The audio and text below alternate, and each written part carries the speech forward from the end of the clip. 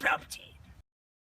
Hey guys, my name is Morgan. Hi, I'm Sean. I'm Steven. Preston. Today we're going to do a quick review of the Commander 2019 set. We tried doing a gameplay video with these decks and it didn't really quite turn out because we didn't get through it quick enough. However, go ahead and subscribe. We are going to be doing a gameplay video with those decks with some of our own personal modifications to the deck in the very near future, so make sure to check that out when it comes out. The deck that I was running was Kadena Slinkering Sorcerer for 1, a black, a green, and a blue, a 3/3 Naga Wizard with the first face down creature spell you cast each turn costs 3 less to cast. So if you're casting a morph, you can basically cast it for free. And then whenever a face down creature enters the battlefield under your control, draw a card. This is a great card draw engine. So many of the cards in this deck either have morph or mega morph, and you're just getting these creatures down really, really fast. You're drawing cards like crazy. You're finding more cards that you can just throw down. A few other cards that kind of do that, and there's an enchantment for a green and a blue called Secret Plans that says face down creatures you control get +0/+1, and whenever a permanent you control is turned face up, you draw a card. So you're getting a card when it enters, and then you're getting another one when it flips. And then the other enchantment that really gets the fuel going is Trail of Mystery, which is for 1 and a green. Whenever a face down creature enters the battlefield under your control, you may search your library for a basic land card, reveal it, and put it in your hand, then shuffle your library. And then whenever a permanent you control is turned face up, if it's a creature, it gets +2/2 until end of turn. In a way, is kind of also helping you ramp. I mean, you're obviously going to be gaining your land drops if you're drawing that many cards anyways from the other 2 cards, but then if you're also have this out and you're gaining those basic lands, then those are cards that are just out of the way, and you know you're going to hit your land drops, you know you're going to get your mana. I got both of these out during the game that we played, and it was just awesome. You're also the first one to die. I was the first one to die. I asked for it though. I went off way too hard, way too fast. I deserved to die. So probably my favorite card in the whole deck is Ixodron, which says for 3, a blue and a blue, it's an illusion creature. When it enters the battlefield, all other non-token creatures are turned face down, so they turn into 2/2 creatures with no effects. Ixodron's power and toughness are each equal to the number of face down creatures on the battlefield. So it's a great way if you have these giant creatures on the board. So like in our play group, we see Ulamog, the Cecil's Hunger, a lot. So if something drops on the field that's just you're having a hard time finding the answers to, you can just drop this and get rid of it. And now everyone has, maybe they have more creatures than you, but they have smaller creatures. You have a giant creature. It's kind of a board wipey effect. There's another way in the deck where you could drop this, annihilate your opponent, and just completely kill everything on the board. The deck that I played is Anya, Falconwrath. Oh well, words. Anyway, legendary creature, vampire, haste, discard a card, draw a card, tapper. Whenever you tap, discard a card. If it has madness, you untap her. Basically, the decks are centered around madness. And the way I thought this deck was going to play was I thought it was going to be really fast, a lot of draw support, obviously. Both those things were kind of true, although I didn't go as fast as I thought I would. Overall, the deck played pretty much how I expected it to. Kind of surprised me a little bit by how much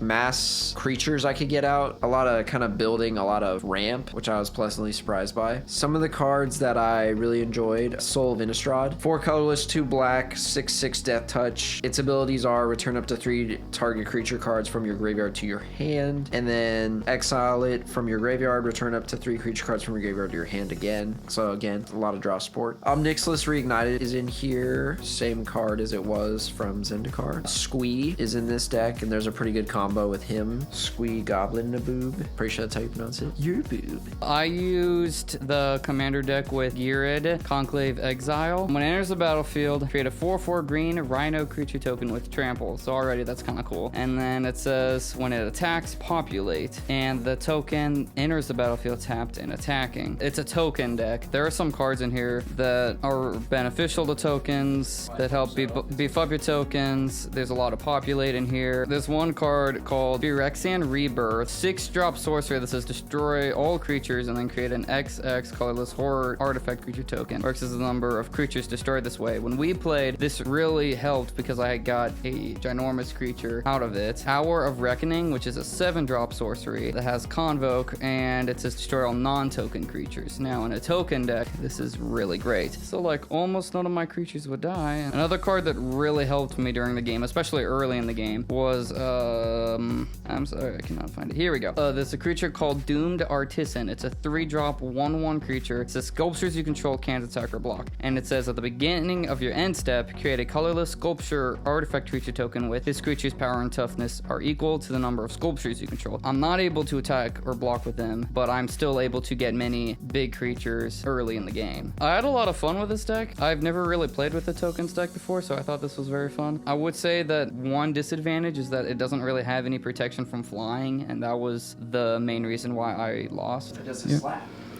I would say it slapped, yeah. Oh, harder, Dad.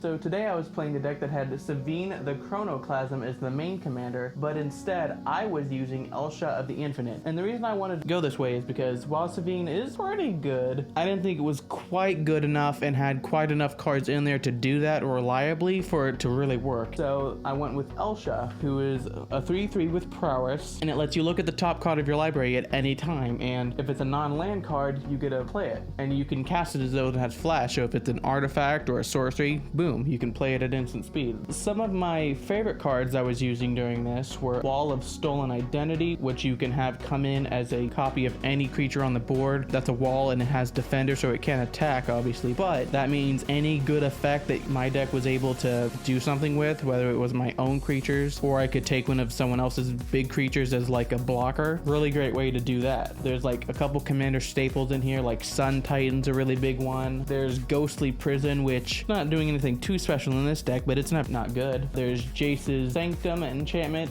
Makes your instant sorceries cost 1 less to cast, and when you cast them you get a scry 1, which is really nice in case like when you have Elsha as your commander, if you see the top card and you don't want it there, you can use that scry to get rid of it. Oh, and I think the actual kind of secret really good card in this deck that you might not think about at first that really is powerful is River Kelpie. It's a 5-cost creature, beast, 3/3. Whenever it or another permanent enters the battlefield from a graveyard, you get to draw a card. Any permanent from anyone's graveyard entering the battlefield, that you get to draw a card, which all the other decks don't do a ton, but it happens. So anytime someone casts a spell from a graveyard, you get to draw a card, which is really great. And then it has persist, so if it dies, it gets to come back with a 1/1 gun counter if it hasn't already died with a 1/1 counter on it. What's really fun is to have that and then Wall of Stolen Identity, have 2 of those at one time. Pretty disgusting. Help me win. The Planeswalker that comes with my deck is the original Ral Zarek, 2, 1 blue, 1 red, 4 already when he comes in. He's not amazing, but he's pretty good. But that +1, you know, to help with the mana, that is this deck's biggest issue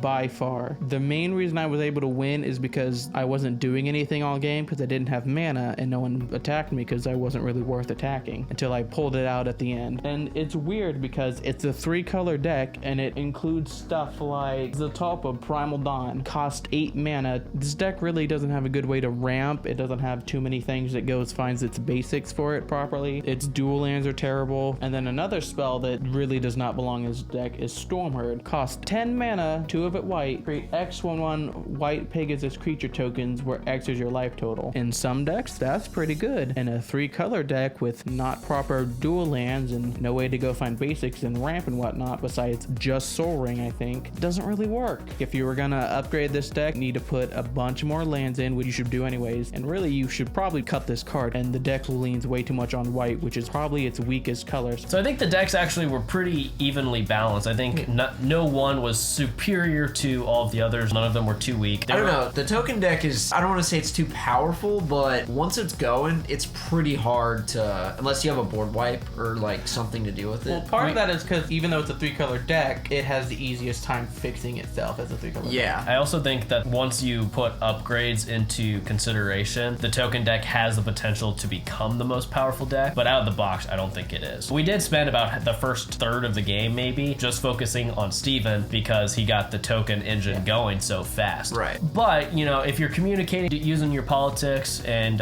you're wisely using your resources, the decks are pretty evenly matched and they're a lot of fun and they're all pretty different. I actually think the flip one might be the strongest out of the gate because the token one, like maybe the first game it's really strong, but then you'll really know what it does and it doesn't have too many surprises. But that flip one, that'll always have surprises and it's a lot more consistent than my deck, and it doesn't have the problems of Sean's deck, the Madness one where it doesn't have a way to end the game. The flip one kind of has that, but it at least has those good creatures out there. I think what the flip one has over all the decks is it has unpredictability. If you have open mana, you could be flipping those cards at any point. So people are going to be scared to block. People are going to be scared to attack. Sean's is the weakest, like I thought it would be. Yours surprised me. Steven's is probably the most reliably powerful, like I thought it would be. And then I liked mine, but it did have that issue with the lands and such. Overall, these are awesome decks. They're really fun. So yeah, if you want to pick up these decks, I definitely recommend doing so. I think they're worth it. Oh, yeah. And they have very clear plans for upgrades. So if you haven't already, make sure to subscribe. We will be having a video of us doing a gameplay of using these decks with some slight upgrades. Gaming Palpatine. My name's Jeff.